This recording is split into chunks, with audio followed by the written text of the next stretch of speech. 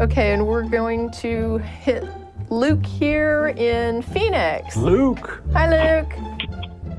Hey, how you doing? Okay, good. I want to make sure I understand your question as it's put forward. Are you asking, what they wrote was that you want clarification of positive atheist thinking. Are you talking about the thinking of someone who identifies as a positive atheist, or, I mean, can you clarify what it is you're looking for? Well, you mentioned in the very beginning of the show that one of the purposes of the show is to promote positive atheist thinking. I said positive atheist culture. So Atheist Experience is a production of the Atheist Community of Austin, a Texas nonprofit educational organization dedicated to the separation of government and religion and the promotion of positive atheist culture. So what does that mean exactly? It means that we have people who are atheists, who many of whom are disenfranchised from religious cultures that they have been ostracized from, for example, where you're not allowed to be in that church anymore, you've been shunned, you've lost your family. And so they look for other people who will accept them so that they can socialize because they're social creatures. And so we want to give them a positive experience of having other human beings with whom they can be friends and whom they can interact and build social supports just like everyone needs. And that's kind of my understanding of what that would mean. I would expand that to include people like we're talking about Phil. I'm filling in for Phil, and he's just a one-person charity machine. Yeah, he's a volunteer dynamo. And every time you see him, you're just like, what am I doing with my life? But if I were to find an example of positive atheist culture, I think he would be a living example of what that looks like, because you don't need religion to do good things, and that just to give a little context, Phil, who he's talking about, is also on the show sometimes, and he got an award. I think at the that he knows, huh? Well, we got an award he got an award at our last Annual Back Cruise thing, I think it was, where it was Volunteer of the Year or something, because Phil heads up what is called the ramp. He heads our section, or our little meetups for the ramp projects, which is to build ramps onto houses or buildings that need them for people with wheelchair access, right? And then helping the homeless. Yeah, he does Atheists Helping the Homeless, and he devotes himself kind of to this, and he organizes and coordinates this between Austin and also in San Antonio. And this is sort of what he dedicates himself to when he's not working full time. So and planting trees. Yeah, he's just and cleaning highways. He's that sort of, if you're looking for an outlet to do, good charitable things, he is there for that, because a lot of people, again, lose that when they end up being excised from their religious culture and their religious society. Does that help you understand it? Oh yeah, it does, and I actually wanted to bring up a clarification on something else. Okay. Don't you think it's a little interesting? Don't you think it's a little interesting that quote unquote positive atheist culture is basically dependent on Christian culture? I'm not sure I understand what you're saying. Well, you're saying that they have to find a cult. Now that they've been basically shunned by the Christian community, they have to go find another culture, but their culture is basically directly coordinated to the Christian culture. Not at all. So for example, I came from the Church of Christ, right? The Church of Christ did not do volunteer outreach. We didn't do any kind of volunteer, any kind of charitable work, nothing like that. That was supposed to be done by the individual Christian in their individual time, in their individual life. They didn't coordinate it as a church. So my church didn't really do that.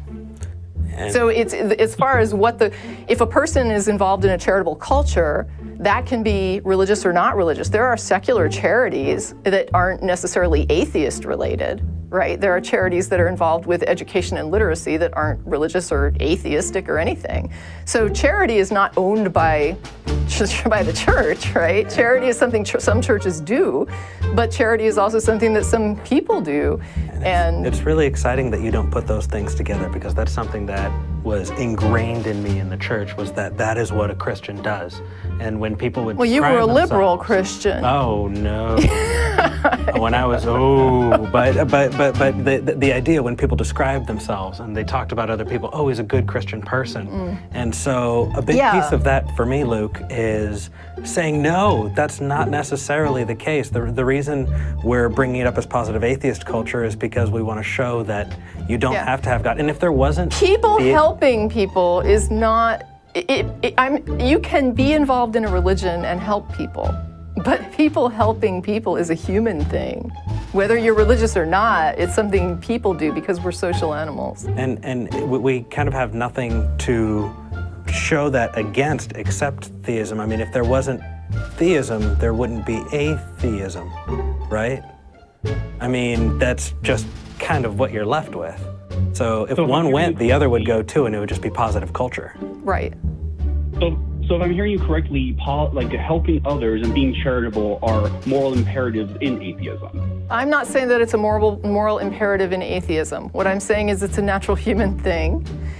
And I'm saying that there are some atheists who are going to be really moved toward charity in the atheist community, and some who are not.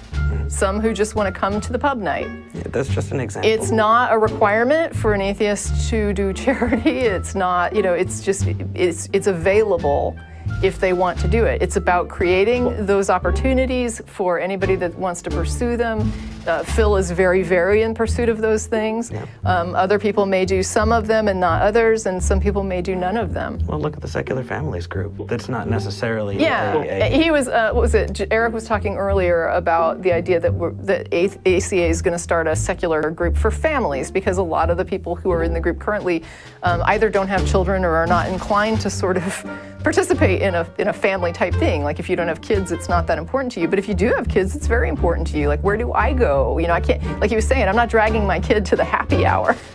So they're looking for something to do, and so they're starting up a family group. This has nothing to do, as far as I'm aware, with, it's not like tied inherently to some kind of charitable effort, but it's just about having a place to go where your kids can interact with other children. Because like if you walked into a church building, there would be the daycare where you drop the little toddler off, and then there's the little Sunday classes on the side for the different age groups, right? And you just hand them off, and then you go in and do the big auditorium for the adults for a while, and then you all come together. And so you have this sort of instant community that a church provides, where people can just be like, oh, here's the shortcut, right? I can just join this church and boom, it's all taken care of for me. But people who are in an atheist community, we don't already have that structure in place. And so we have to look at it and say, well, no, it's not like instant, community here. We are people who are like, if you move to a new city, like Matt has said before, when he was a Baptist, he could go to any city, and all he had to do was go to local Baptist church, and he had instant social framework and social support, because there were churches everywhere.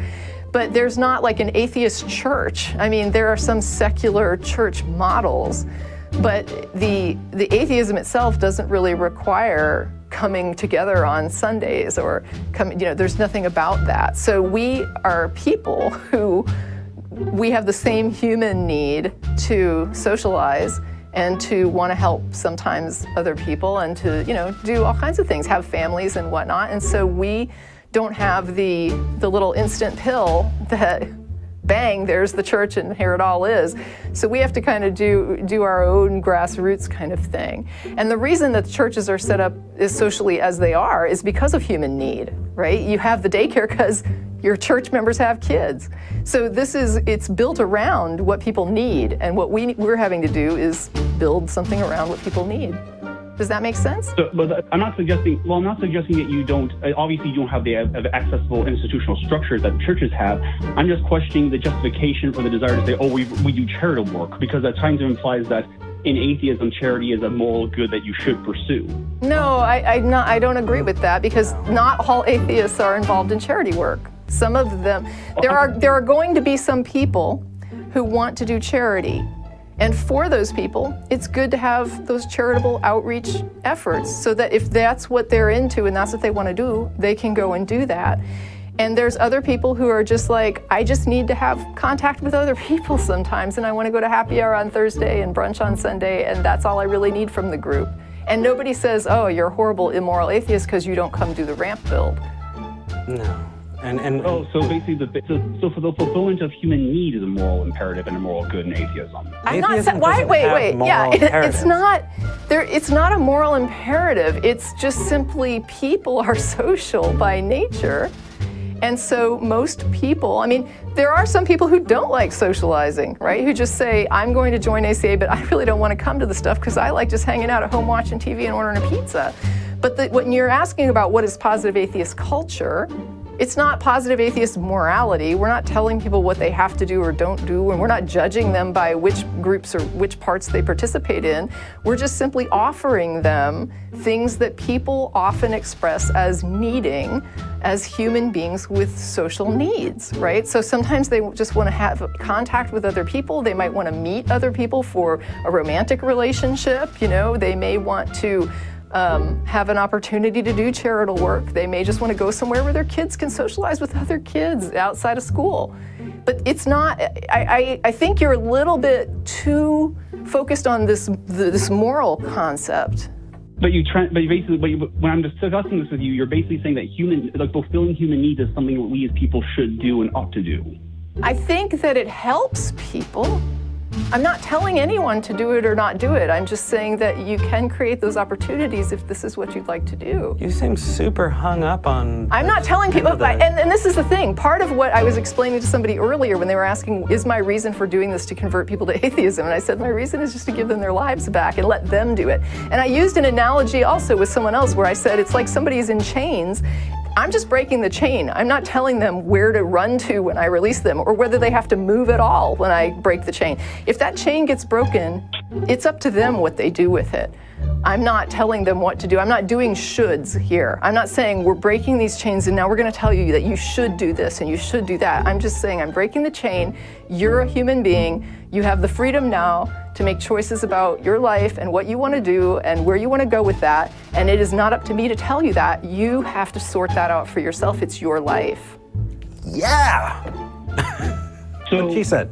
But the reason why I'm asking about the clarification of a positive atheist culture, because if atheism is not about morality and atheism is not about any kind of justification of saying what something is right or wrong or not, how can you say that you can produce a positive culture if there's no correlation to what is good or positive?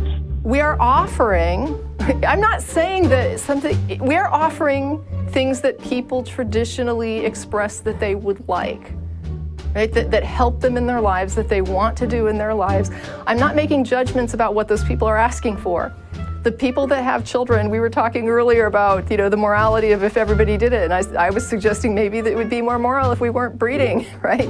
And I'm not telling people whether or not they should have kids, but I don't think there's anything wrong with having a group where the people who do have children can come together and let their kids have a play date.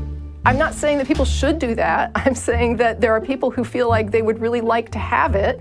And as an atheist group, we felt like there was a need for this. People were asking for it, members were asking for it, so let's produce it. So there is no, having children interact together, having play dates are not necessarily good, not necessarily bad. Okay, hold on. I really got to step in here.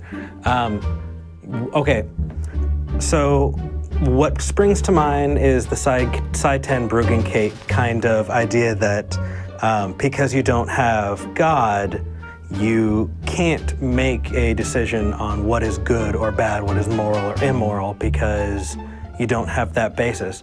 I want to clarify, is that what you're kind of, because it seems like you're more interested in the word good and positive, and then saying, how can you tell that this is good or positive, when we're giving you every example that we have, but it doesn't really seem to stick, or it doesn't I seem guess to be... for me, I don't see these as moral issues. Whether or not somebody makes a group and lets the children come and have a play date or doesn't, I don't think they're moral or immoral based on that. I don't understand how this would even be a moral question. It's just simply something that people want. It makes them happy. It doesn't harm people.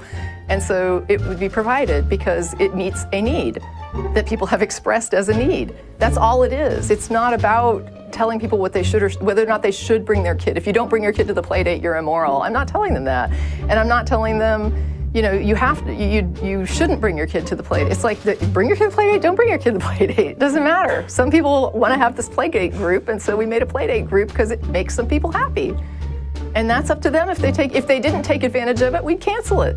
If it turned out nobody showed up, you know, for the next 10 play date groups, they'd probably say, yeah, we thought there was a need, but there's not.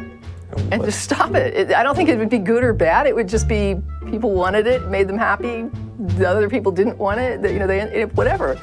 But these aren't moral questions. And if they wanted to call it positive atheism, it's positive in the sense that people have asked for it. It tends to make them happy. This side group over here wants this thing, and so we're providing it for them, because providing things that meet people's perceived needs generally is positively perceived. If you have a need and somebody meets that need for you, you're usually like, hey, that's very cool, thank you.